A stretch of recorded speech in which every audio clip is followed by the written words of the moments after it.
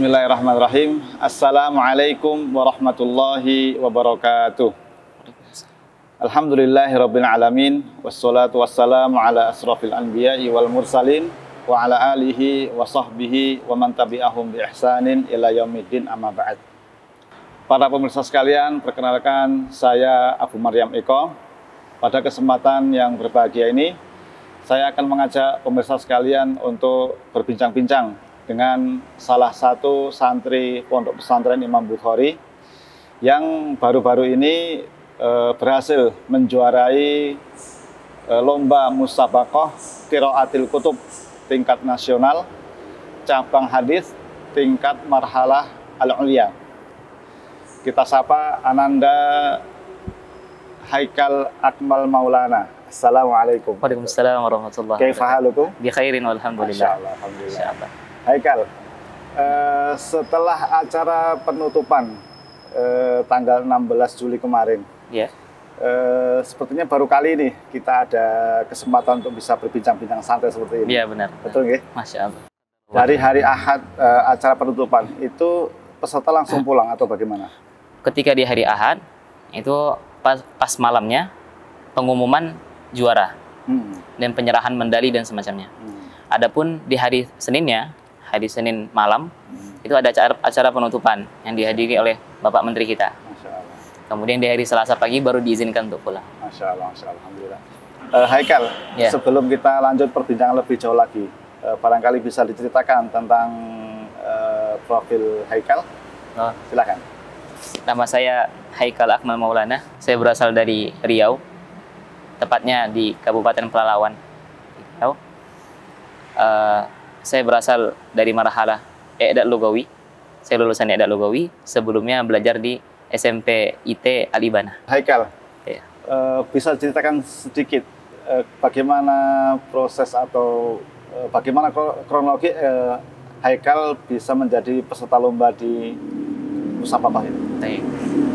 Ketika itu, awal mula cerita berawal dari hari di mana Ana selesai ujian Al-Quran. Ketika itu ikhtibar nihai, ikhtibar kelulusan. Ketika itu habis asar, ba'da asar, Ana dipanggil oleh Ustadz kita Sosifuddin Masya Allah. Wadid. Dipanggil ke kantor. Ana kaget dong. Kaget, deg-degan. Ada apa ini? Ana dan teman Ana Fajar, kami dipanggil ke kantor menghadap Ustadz Saifuddin. Ketika kami menghadap, beliau bilang, Haikal, Fajar, kami sebenarnya sudah mengirim 2 peserta untuk bertanding di lomba musabaqah qiraatul kutub tingkat provinsi di Wonosobo. Oh, saat itu tingkat provinsi. Tingkat provinsi. Dan keduanya sudah sampai di Wonosobo. Dan ketika keduanya ingin mendaftar, dan ini H-1 sebelum lomba. Masya Allah. H-1. Ketika di pagi harinya mereka berdua mendaftar, qadarullah di data emis tidak tercantum nama kedua ustadz tadi yang sudah pengabdian, karena mereka pengabdian, dan musabaqah tingkat ulia hanya diperuntukkan untuk santri marhalah tsanawiyah atau marhalah aliyah. Oleh sebab itu bisa kita katakan mereka didiskualifikasi. Kemudian info dari Kemenak Karanganyar, mereka minta ada pengganti. Maka pondok diminta untuk mengirimkan pengganti Masya Allah. secepatnya. Bukan untuk bertanding, pada asalnya bukan untuk menang atau bagaimana, tapi ini masalah untuk membawa nama baik Karanganyar. Hatta kita bisa maju mewakili Karanganyar, ada perwakilannya seperti itu. Jadi alhamdulillah mudiruna Al-Fadil mengizinkan, dan ketika itu Ustaz Saifuddin bilang, insya Allah antum ba'da Isya berangkat ke Wonosobo. Siap enggak siap? Bismillah. Bismillah. Dan ketika itu setelah itu langsung persiapan berkas dan sebagainya, perizinan. Alhamdulillah Allah mudahkan. Untuk persiapan berkas Allah mudahkan. Baik. Berarti antum itu bisa dikatakan mendadak. Mendadak Sehingga sekali. Apa trik-trik antum untuk mempersiapkan, mematangkan diri dalam menghadapi ujian atau lomba ini? Sebenarnya Ustaz, kalau untuk tingkat provinsi, bisa saya katakan saya tanpa persiapan. Karena apa? Karena tadi ketika anak berangkat ke Wonosobo, itu di jalan anak persiapan dengan kitab Al-Adhkar An-Nawawiyah. Masya Allah. Karena di muqarrar untuk lomba itu ada 2 kitab. Anak kira bisa milih baina Riyadhus Shalihin dan Adhkar Nawawiyah. Maka anak pilih kitab Adhkar Nawawiyah. Sebagaimana ketika saya sampai di Wonosobo, juga Ustadz yang saya gantikan juga menyarankan ambil kitab Adhkar Nawawiyah. Akan tetapi, ternyata pada malam itu, para juri sepakat untuk menunjuk atau menentukan kitab yang akan diperlombakan adalah kitab Riyadhus Shalihin. Dan anak tahu hal itu, kabar bahwasanya kitab yang dipakai lomba adalah kitab Riyadhus Shalihin, itu sekitar 3 peserta lagi sebelum anak maju. Oh gitu? Iya. 3 peserta lagi sebelum mereka 3 peserta lagi sebelum maju baru tahu kalau kitabnya ganti. Jadi benar-benar malam itu yang Anda pakai untuk begadang, untuk belajar kitab Adhkar, itu qadarullah memang tidak bakal masuk soal. Yang keluar malah kitab Riyadhus Shalihin, bahkan yang keluar syarahnya, kitab Nuzhatul Muttaqin, syarah Riyadhus Shalihin. Lingkungan, jadi kita seakan-akan dipaksa untuk beradaptasi secepat mungkin. Nah, karena kita akan bertanding. Betul. Jadi masalah-masalah lingkungan yang nggak cocok atau makanan yang kurang pas atau juga kamar mandi yang kadang airnya habis. Juga waktu di Lamongan kemarin air untuk mandi untuk segala macam asin. Bener-bener Payau ya? Iya. Payau. Bener shock. Kita bisa bilang kita shock. Cuman dalam hal itu kita harus adaptasi dengan cepat, bisa sabar dalam hal itu. Selama 8 hari kalau di Lamongan itu, kalau di Wonosobo 1 hari itu juga pulang.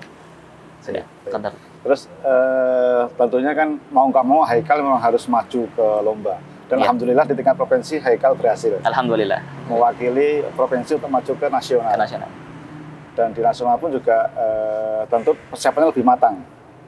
Ya. Dibandingkan dengan waktu di provinsi. Ya. Apa trik-triknya Haikal untuk bisa menguasai materi lomba dengan waktu yang mungkin tidak terlalu banyak tentunya? Apa yang Haikal lakukan? Kalau dibilang menguasai secara penuh, saya bilang enggak. Tapi cara yang saya lakukan, ini setidaknya biar tidak kaget, biar enggak bingung banget gitu pas jawab soal. Jadi ketika kita baca kitab, itu wajib baca muqaddimah sama fihris. Muqaddimah kitab wajib dibaca. Dan daftar isi wajib dibaca. Untuk apa? Untuk dapat mind mapping. Pikiran kita ada musannifnya mau ngapain? Mau bahas apa aja? Terus bab-babnya apa aja? Dan dari situ kita bisa dapat mind mapping. Kita mau nanti arah kitabnya mau ke sini. Babnya bakal bahas bab ini. Dan di saat yang sama, kita bisa tahu kelebihan dan kekurangan kita. Oh, di bab ini saya bisa. Oh, di bab ini saya masih kurang. Bab ini dalilnya saya kuasain. Di sini saya belum kuasain. Nah, setelah itu kita tahu kelemahan dan kelebihan kita mulai belajar. Jangan mulai belajar sebelum udah ada gambaran. Karena minimal adanya gambaran itu bisa sangat membantu. Dan terkadang juri iseng nanya-nanya masalah muqaddimah. Saya kemarin ditanya masalah muqaddimah. Dan saya berhasil menjawab pertanyaan juri karena baca muqaddimah, alhamdulillah. Masya Allah. Jadi waktu itu juri bertanya tentang kesahihan hadis tertentu. Ada hadis dalam Riyadhus Shalihin rawahu Abu Daud. Hadis riwayat Abu Daud. Dia nanya, apa derajat hadis ini? Ya, kita tidak tahu sebenarnya derajat hadisnya apa. Tapi di muqaddimah, Imam Nawawi sudah menjamin bahwasanya hadis-hadis yang beliau cantumkan di Riyadhus Shalihin itu hadisnya makbul. Jadi minimal hasan. Minimal hasan. Jadi Anda bisa berargumen dengan muqaddimahnya Imam Nawawi. Dan juri menerima hal itu. Alhamdulillah. Itu di antara trik ya? Di antara trik. Ada trik lainnya? Trik lainnya, kita optimalkan kelebihan kita. Karena ketika lomba, itu bisa anak katakan, anak kurang di nahwu sorofnya. Padahal nahwu sorof itu hal paling krusial buat lomba qiraatul kutub. Betul. Buat i'rab, buat i'lal, dan semacamnya. Hal-hal pengetahuan bahasa. Kalau bisa kita katakan, lawan-lawan ana, rival-rival ana, mereka hafal alfiyah. Jadi misalkan, ada kalimat, ja'a Zaidun rakiban. Ditanya, Rakiban itu apa? Kita katakan itu hal, i'rabnya hal. Oke, yang menasabkannya fi'il ja'a. Terus ada pertanyaan yang saya nggak bisa jawab. Apa dalilnya hal mansub? Itu saya nggak bisa jawab. Tapi teman-teman saya bisa. Rival-rival saya bisa mengeluarkan dalil-dalil dari Alfiyah dan semacamnya. Tapi kita bisa menutupi hal tersebut, kita bisa menambal hal tersebut dengan skill kita yang lain. Karena ketika lomba, Anda gunakan skill yang kita udah kuasain di pondok. Itu skill bicara bahasa Arab. Jadi biar nggak kelihatan jahil amat ya. Ada keluaran pakai bahasa Arab. Kita menjawab pertanyaan dengan bahasa Arab. Baik. Sebenarnya apa motivasi Haikal untuk ikut lomba semacam ini? Pertama, sam'an wa ta'atan untuk asatidah. Karena ketika itu Ustaz Saifuddin sudah meminta atau sudah istilahnya memerintahkan kita untuk maju. Jadi sam'an wa ta'atan, udah ala ra'si wal ain. Yang kedua, saya juga mau ngetes gimana keadaan saya kalau keluar dari zona aman. Karena memang benar-benar ketika anak maju ke lomba ini benar-benar keluar dari zona aman. Benar di keadaan yang anak belum kuasain. Sama sekali nggak bisa, sama sekali belum terbiasa. Selama ini di pondok, kita lomba internal pondok dan semacamnya. Orang-orang yang kita kenal, miqdar atau kadar ilmu mereka kita kenal. Dan sekarang kita harus ketemu dengan santri-santri lain dari pondok-pondok yang berbeda, dengan latar belakang yang berbeda juga, dengan pengetahuan yang jauh berbeda. Dari itu, saya merasa tertantang untuk maju. Kalau untuk materi itu sebenarnya sudah dipelajari di pesantren atau belum? Kalau materi kita Riyadhus Shalihin belum. Tapi alhamdulillah terkadang sebagian asatidzah sering menyebutkan hadis tersebut, sering menceritakan beberapa hadis tentang hadis Riyadhus Shalihin. Tapi kita bisa katakan hadis itu belum dipelajari di pondok. Masya Allah. Nah. Baik. Dari lomba ini pengalaman apa yang Haikal dapatkan? Pengalaman yang cukup berkesan buat Ana itu bagaimana adab dari beberapa santri dari pondok lain. Ana melihat beberapa adab yang belum kita dapatin di pondok kita. Seperti adab terhadap kitab. Jadi mereka Ustaz, mereka sangat benci apabila kitab itu dibawa seperti ini, di bawah. Oh gitu. Jadi mereka setiap kali bawa kitab diangkat, diletakkan di dada mereka. Bawa kitab seperti itu. Ketika meletakkan kitab juga mereka tidak pernah mau meletakkannya di lantai. Oh gitu. Tidak mau. Hatta cuma sebentar enggak. Minimal mereka ngambil koper atau ngambil bantal apa aja, yang penting kitabnya jangan nyentuh lantai. Itu seperti ta'adzim kita ke Al-Qur'an malah. Jadi anak ngerasa ya ini enggak gulu, ini benar-benar adab ke kitab. Kita lihat santri-santri kita qadarullah ya terkadang kitab-kitabnya setelah ujian nih. Kitab-kitab santrinya pada diletakkan di rak-rak sepatu bahkan. Astagfirullahaladzim gitu. Ya, anak ngeliat Masya Allah adabnya bagus. Masya Allah. Haikal dalam kesempatan lomba kali ini bisa dibilang memang persiapannya minim. Benar. Tetapi bisa menjuarai di tingkat provinsi. Begitu pula untuk ke tingkat nasional juga persiapannya nggak terlalu banyak tentunya. Tapi juga bisa menjuarai. Atau apakah memang sudah terbiasa ikut lomba semacam ini Haikal?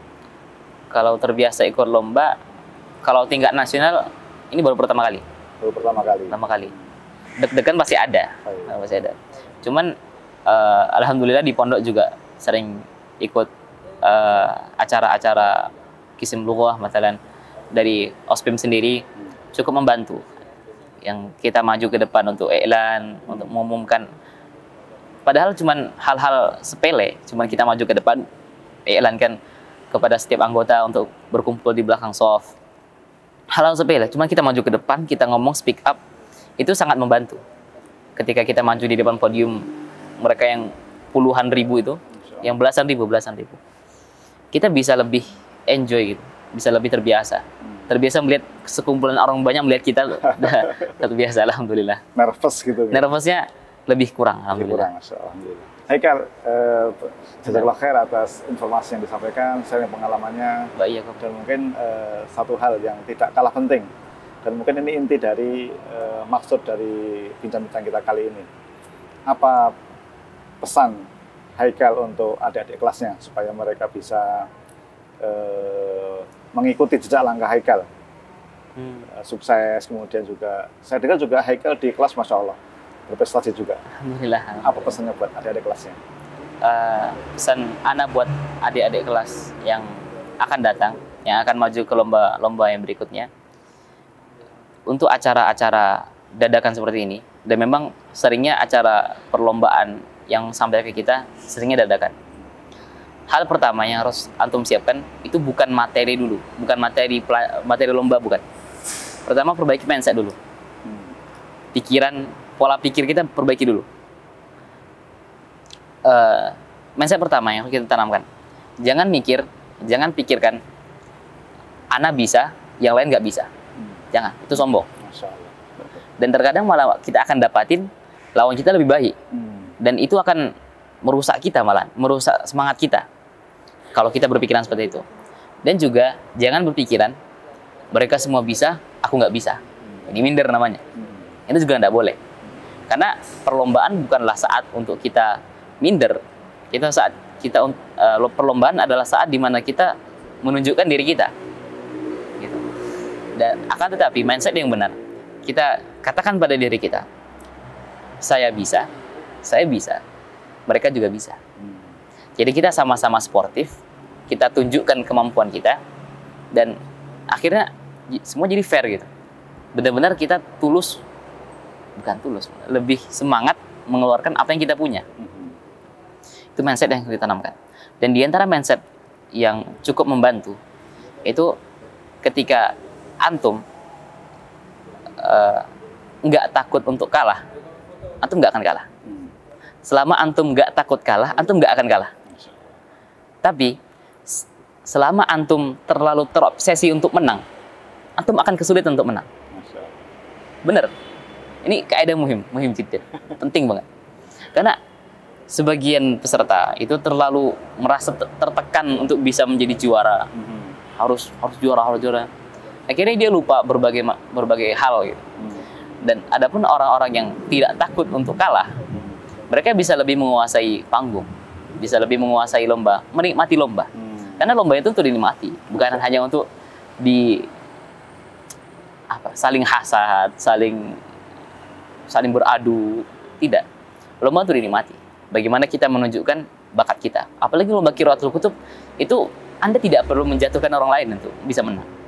Anda hanya perlu menunjukkan bagaimana bakat kita, kemampuan yang kita punya, di situ Qiraatul Kutub. Dan yang terakhir, itu diantara hal yang bisa membantu adik-adik untuk bisa bertawadhu, itu kalau bisa, jadikan standar kualitas kita tinggi. Karena ketika kita menjadikan standar kita, ini bukan, jangan disalahpahami standar harta, harus kaya, Anda. Standar ilmu. Kapabilitas kita harus tinggi. Target kita tinggi. Harus begini. Dan ketika kita menjadikan target kita tinggi, dan kita belum mencapai hal itu, kita tidak mungkin merasa sombong. Apapun yang terjadi. Ketika kita menang lomba, ketika kita juara 1, ranking sekian, dapat hadiah, macam-macam dipuji orang, tapi kita merasa diri kita belum sampai ke standar yang kita buat. Dan ketika hal itu terjadi, kita nggak akan peduli dengan perkataan orang lain. Karena kita yang paling tahu dengan diri kita. Kita tahu diri kita nggak sesempurna itu. Karena kesempurnaan kita tinggi. Justru orang-orang yang sombong, itu kadar standar hidupnya rendah. Makanya dia merasa dia sudah melampaui hal itu, akhirnya dia sombong. Hal itu cukup membantu agar kita bisa lebih bertawadhu lagi. Dan kalau bisa, tawadhu itu setelah lomba. Masya Allah. Sebelum lomba pede. Jangan terlalu, bukan melarang antum untuk tawadhu, bukan. Akan tetapi kalau bisa ketika sebelum lomba, itu yang lebih dibangkitkan itu tafaulnya.